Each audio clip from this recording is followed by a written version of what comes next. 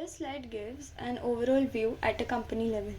It will help executives, CXOs, to analyze the company performance using expenses incurred against the budget, which includes the material cost. They will also get an idea on tentative revenue generated at a given point, calculated using a defined parameters. Executives can deep dive at a project level progress and expenses, which will help streamline the process if expenses are going beyond the baseline. Slide 2 talks about the detailed view useful for a program manager. He or she can analyze how many incidents occurred for a week.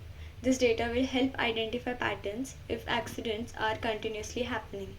Program manager can track a progress based on weather condition.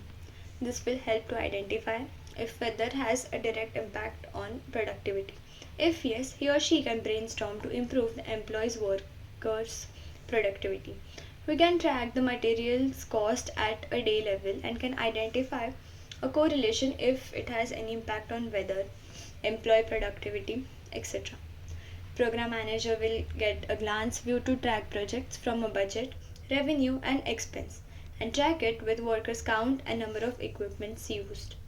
This will help to track if we have any mismatch between number of equipment and number of workers. We have seen that few projects have many unused equipments due to low workers availability. We make sure to resolve this pain point using our dashboard. Next slide is specially designed to view a site-wise performance. This will entail a closer look at number of workers present at any given day, number of activities performed by each worker, how much time a particular machine worked at any given site. We have added a special card if site manager wants to take a deep dive at an hourly time frame to check how many workers worked in a given time frame. Next, slide 5 is just a drill down view at a worker level, which will help track number of hours each worked. Many organizations have seen mismatch between hours worked and hours reported for